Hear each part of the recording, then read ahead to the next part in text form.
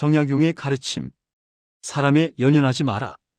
인맥보다 중요한 것은 나와의 결합이다. 여러분 솔직히 한번 생각해 보셨습니까? 우리가 만나는 사람에 연연해 본 적이 있지는 않은지 말입니다. 만나 뵙게 되어 반갑습니다. 오늘도 이렇게 찾아주셔서 진심으로 감사드립니다. 오늘은 조금 묵직한 이야기를 나눠볼까 합니다. 혹시 여러분 이런 경험 없으신가요? 명절이 다가오면 마음이 무거워지는 것. 동창회 모임 연락이 오면 괜히 핑계를 대고 싶어지는 것. 그리고 이런 생각이 드는 겁니다. 내가 이 나이가 60인데 왜 이렇게 억지로 사람들을 만나고 있을까?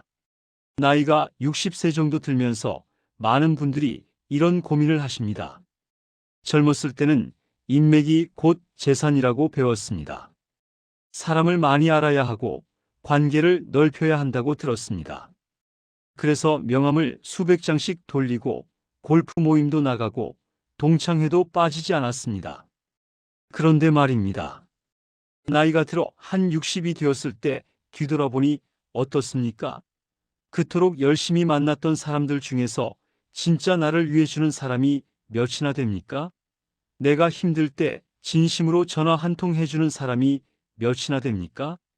한 구독자분께서 이런 댓글을 남겨주셨습니다. 30년을 같은 직장에서 일했습니다. 퇴직하고 나니 연락하는 사람이 하나도 없습니다. 명절에 안부 문자 하나 없습니다. 허망합니다. 이 허망함의 정체가 무엇일까요? 바로 우리가 그동안 관계라고 믿었던 것들이 사실은 필요에 의한 연결이었다는 것을 깨닫는 순간의 충격입니다. 오늘 제가 여러분께 소개해드릴 분은 조선시대의 위대한 실학자 정약용 선생입니다. 다산 정약용. 이분은 인생의 절반 가까이를 유배지에서 보냈습니다. 18년이라는 긴 세월을 전라남도 강진의 외딴 마을에서 철저하게 고립된 채로 살았습니다.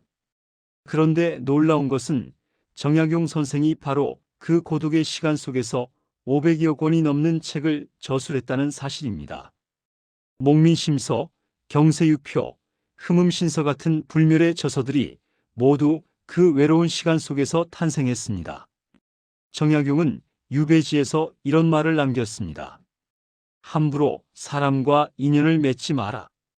사람은 외로움을 두려워하여 아무나 곁에 두려 하지만 그것이 더 큰 불행의 씨앗이 된다. 오늘 우리는 이 말의 의미를 깊이 들여다볼 것입니다.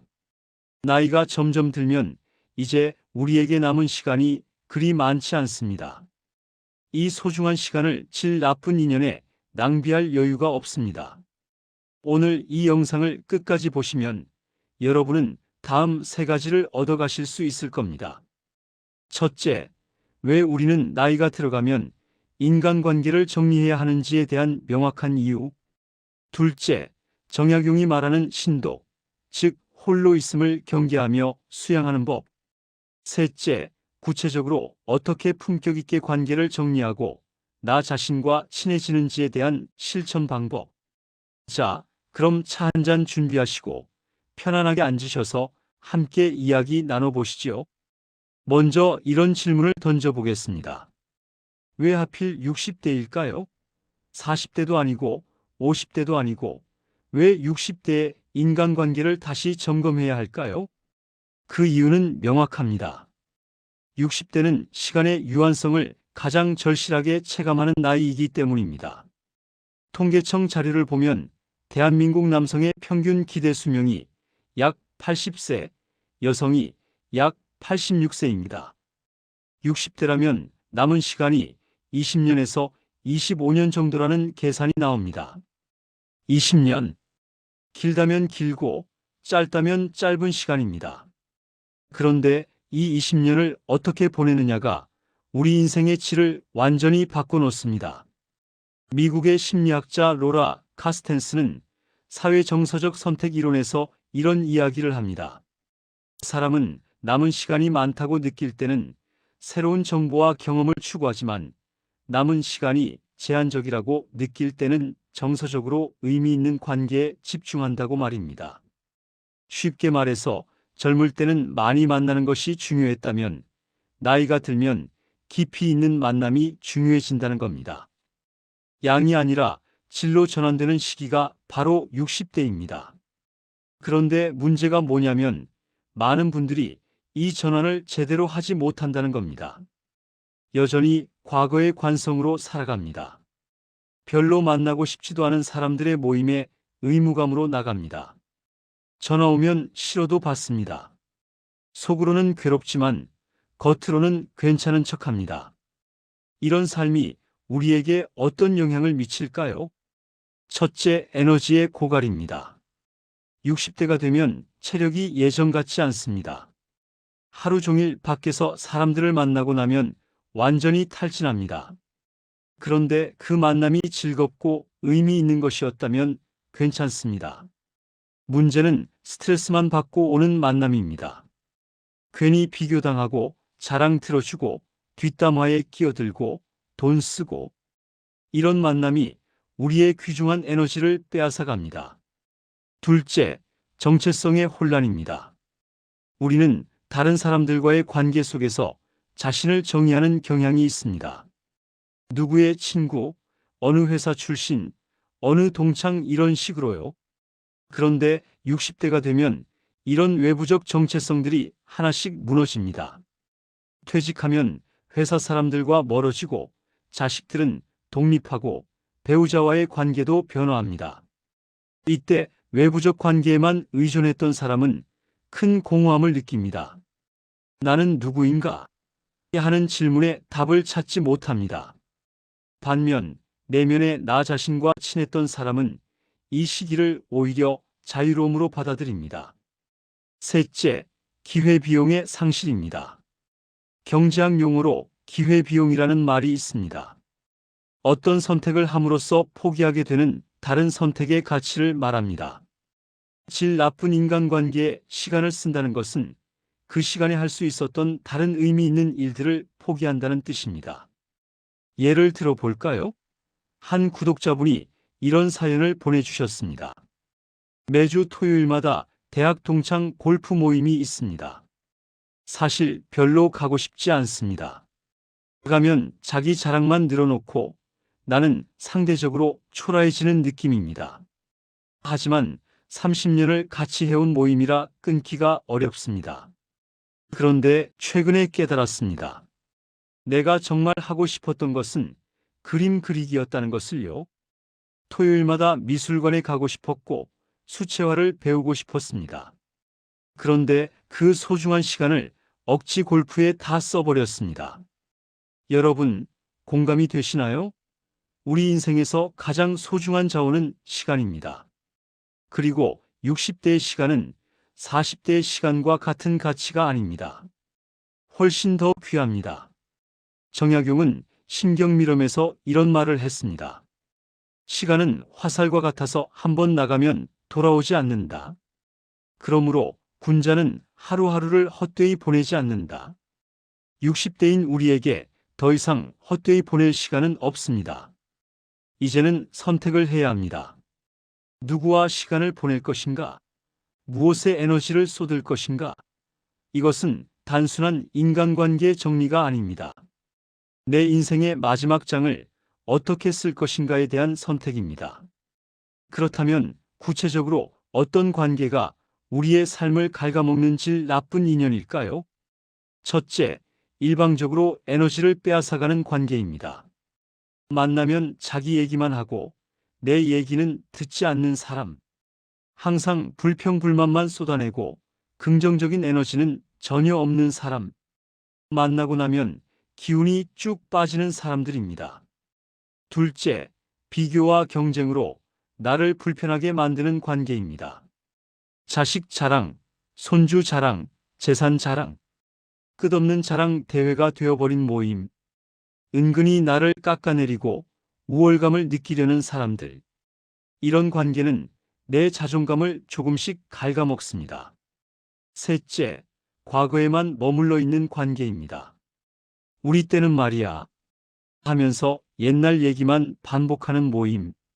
새로운 것을 배우려 하지 않고 변화를 두려워하며 젊은 세대를 비난하기만 하는 사람들.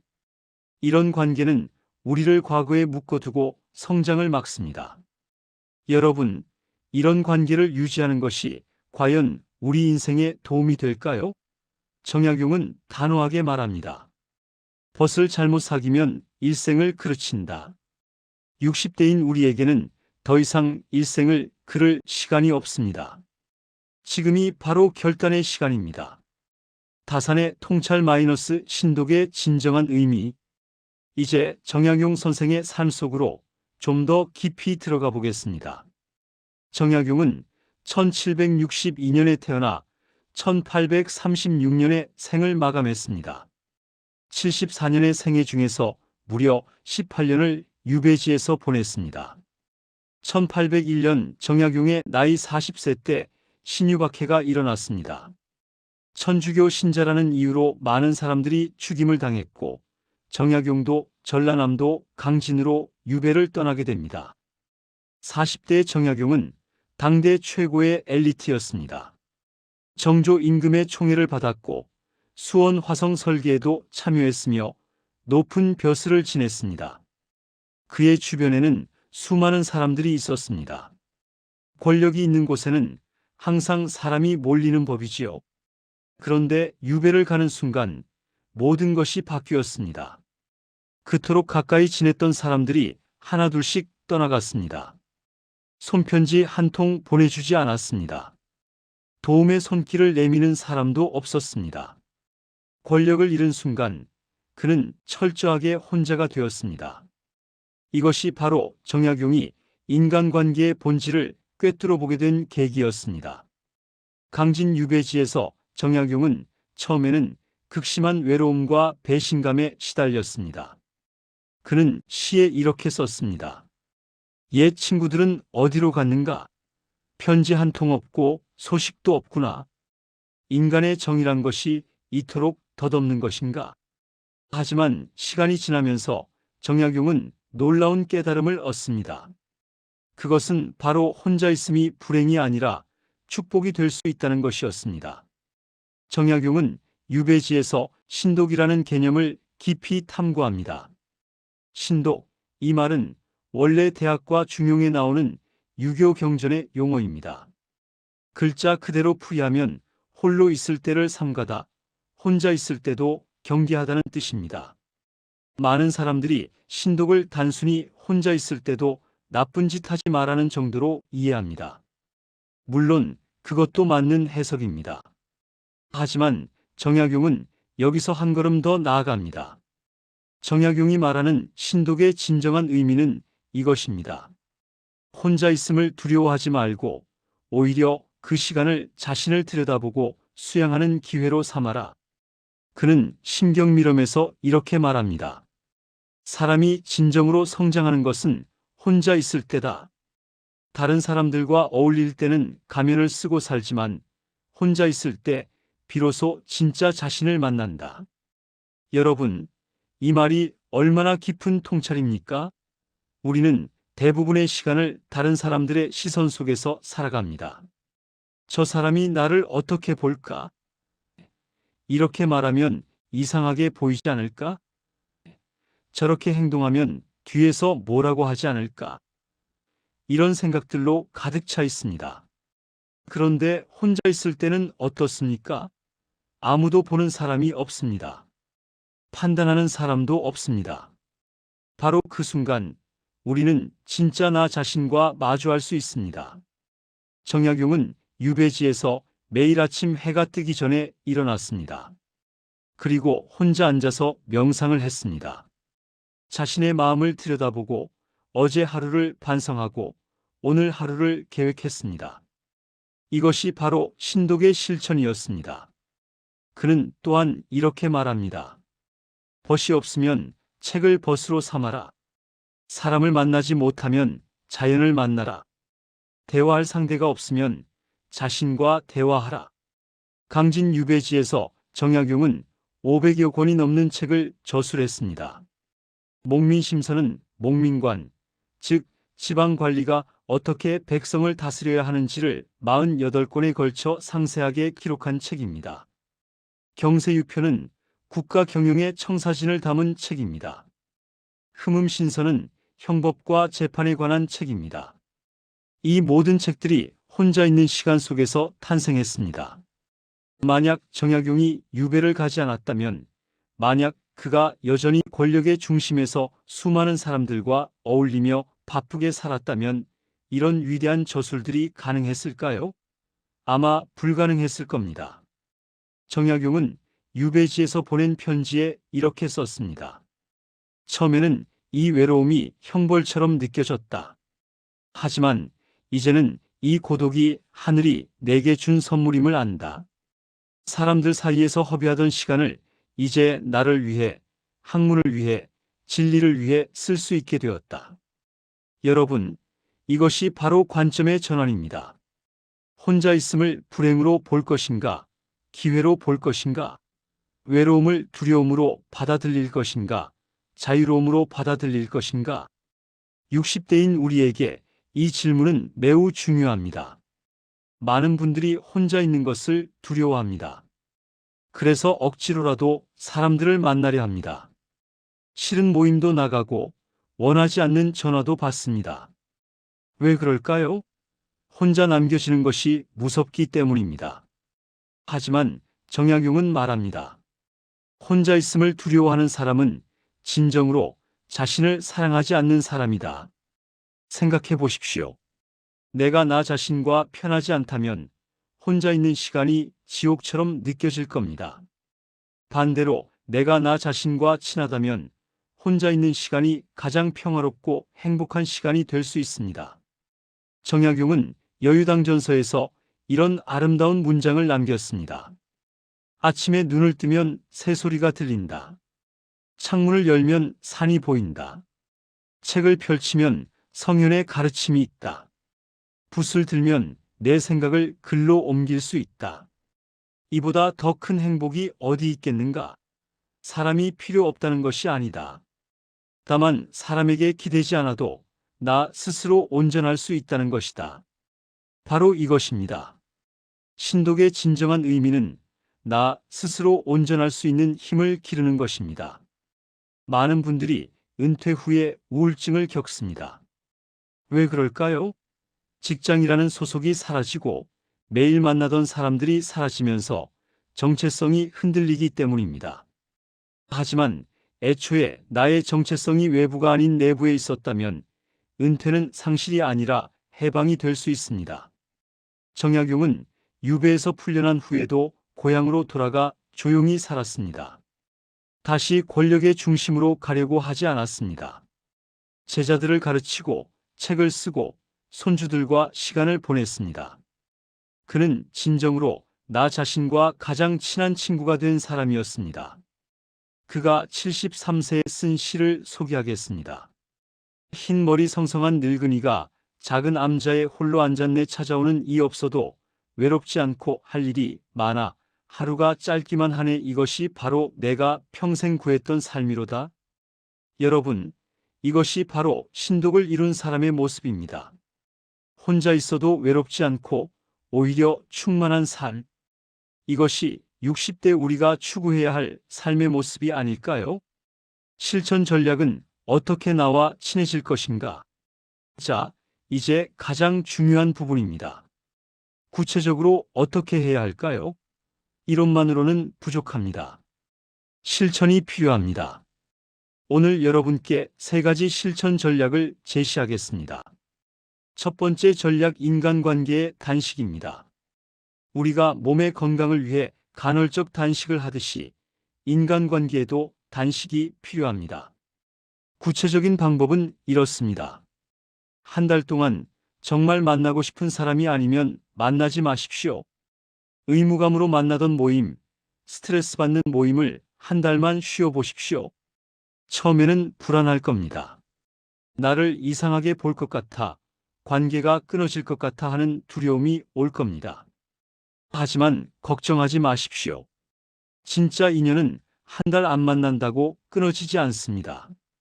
그리고 그 한 달 동안 여러분은 놀라운 발견을 하게 될 겁니다. 생각보다 나를 찾는 사람이 없다는 것. 그리고 그것이 생각보다 괜찮다는 것. 오히려 마음이 편해진다는 것을요. 한 구독자분이 이런 실험을 하셨습니다. 매주 목요일마다 있던 동창 모임을 석 달 동안 나가지 않았습니다. 처음 한두 번은 왜 안 나오냐고 연락이 왔지만 세 번째부터는 연락도 안 왔답니다. 그리고 그분은 깨달았습니다. 자신이 없어도 모임은 잘 돌아간다는 것. 자신이 그렇게 중요한 존재가 아니었다는 것. 그런데 이상하게 그 사실이 섭섭하기보다 홀가분했답니다.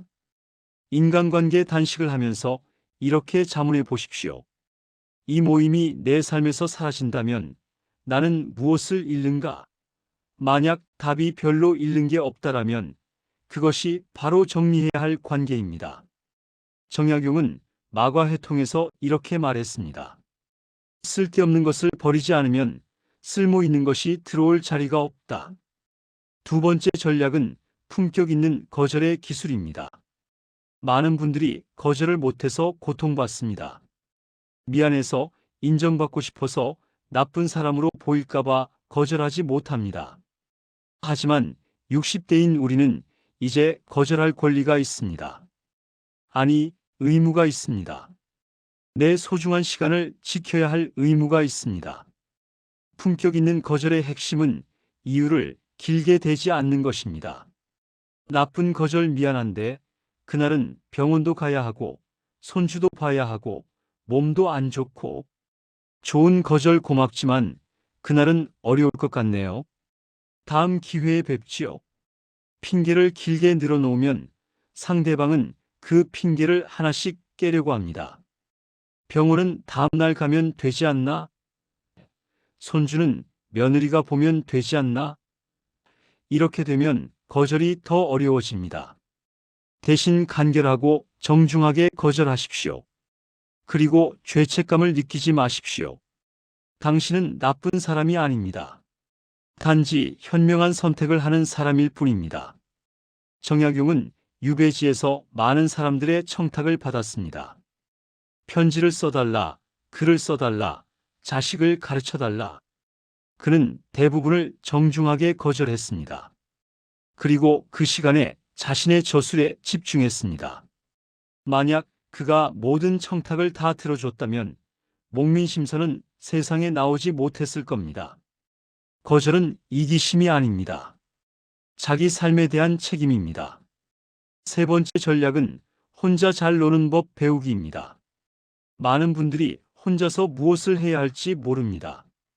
평생 누군가와 함께 시간을 보내는데 익숙해져 있기 때문입니다. 혼자 잘 노는 법, 이것은 기술입니다. 배워야 합니다. 먼저 취미를 찾으십시오.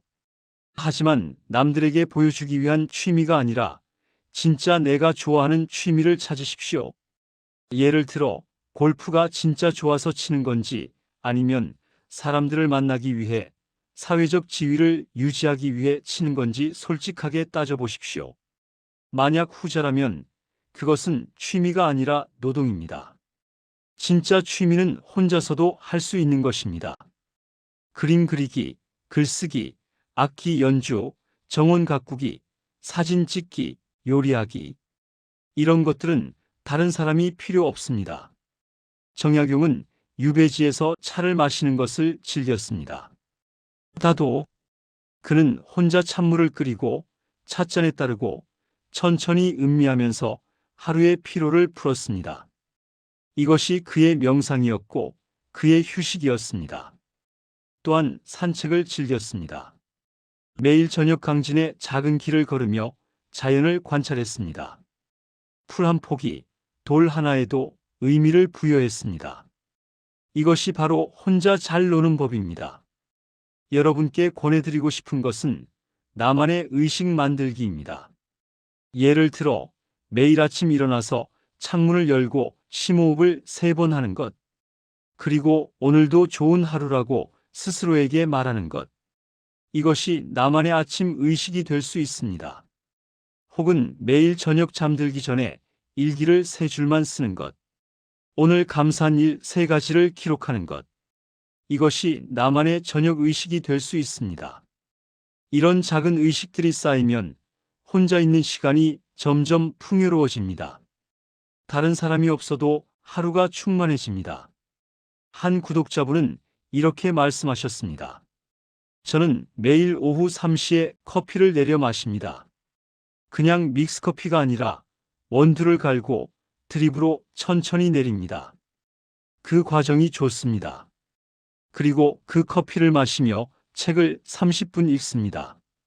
이것이 저의 하루 중 가장 행복한 시간입니다.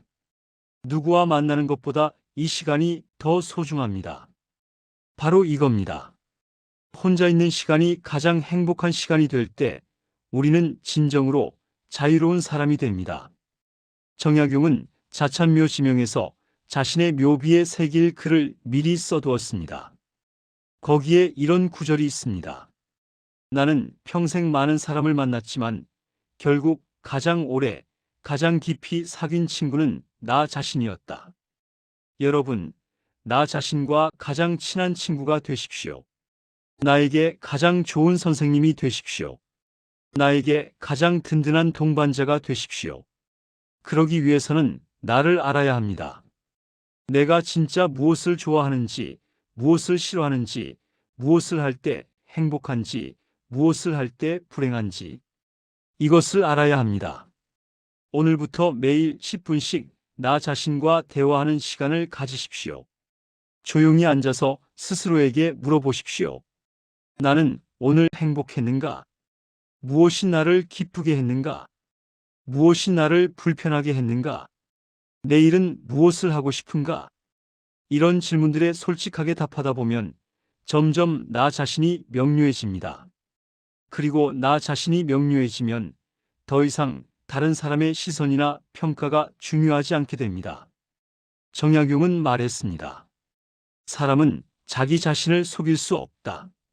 남들은 속일 수 있어도 자기 마음만큼은 속일 수 없다. 그러므로 자기 마음에 정직한 사람이 가장 강한 사람이다. 여러분, 긴 시간 함께 해주셔서 감사합니다. 오늘 우리는 정약용 선생의 가르침을 통해 60대의 인간관계에 대해 깊이 생각해 보았습니다. 핵심을 다시 한번 정리하겠습니다. 60대는 남은 시간을 계산해야 하는 나이입니다. 이제 우리에게는 질 나쁜 인연에 낭비할 시간이 없습니다. 억지로 만나고 스트레스 받고 에너지를 빼앗기는 관계는 과감하게 정리해야 합니다. 혼자 있음을 두려워하지 마십시오. 정약용이 말한 신도, 즉 홀로 있을 때를 소중히 여기는 마음을 가지십시오. 혼자 있을 때 비로소 진짜 나 자신을 만날 수 있습니다. 그리고 실천하십시오. 인간관계 단식을 해보십시오. 품격 있게 거절하는 법을 배우십시오. 혼자 잘 노는 법을 익히십시오. 나만의 의식을 만들고 나 자신과 대화하는 시간을 가지십시오. 여러분, 이것은 이기적인 삶이 아닙니다. 이것은 현명한 삶입니다. 나 자신을 사랑할 줄 아는 사람만이 다른 사람도 제대로 사랑할 수 있습니다. 나 자신과 평화로운 사람만이 다른 사람과도 평화로운 관계를 맺을 수 있습니다. 정약용은 74세의 나이로 세상을 떠나기 직전 제자들에게 이런 유언을 남겼습니다. 나는 행복한 삶을 살았다. 유배의 고통도 있었고 외로움도 있었지만 나는 나 자신과 화해했고 나 자신과 친구가 되었다. 이것이 내 인생 최고의 성취다. 여러분도 그런 삶을 사실 수 있습니다. 60대인 지금 이 순간이 바로 시작점입니다. 더 이상 다른 사람의 인정을 구하지 마십시오. 더 이상 억지로 어울리지 마십시오. 당당하게 나 자신을 선택하십시오. 나는 나 자신과 가장 친한 친구다. 이 문장을 매일 아침 거울 앞에서 스스로에게 말해 보십시오. 처음에는 어색할 겁니다. 하지만 한 달, 두 달 반복하다 보면 어느 순간 그것이 진심이 되는 날이 올 겁니다. 그날 여러분은 진정으로 자유로운 사람이 될 것입니다. 정약용 선생의 시 한 구절로 오늘 영상을 마무리하겠습니다. 산은 높아도 오를 수 있고 물은 깊어도 건널 수 있네. 오직 사람의 마음만이 헤아리기 어렵구나. 그러므로 나는 선택했네. 나 자신의 마음을 먼저 헤아리기로. 여러분, 나 자신의 마음을 먼저 헤아리는 삶을 사십시오. 나 자신을 가장 소중하게 여기는 삶을 사십시오. 그것이 바로 정약용이 우리에게 남긴 가장 큰 가르침입니다. 오늘도 함께 해주셔서 감사합니다. 오늘 영상이 도움이 되셨다면 구독과 좋아요 부탁드립니다. 그리고 댓글로 여러분의 생각을 나눠주십시오. 나는 어떤 관계를 정리하고 싶은가? 나 자신과 친해지기 위해 무엇을 할 것인가? 여러분의 이야기가 궁금합니다. 항상 건강하시고 나 자신과 좋은 시간 보내시기 바랍니다. 구독과 좋아요는 사랑입니다. 감사합니다.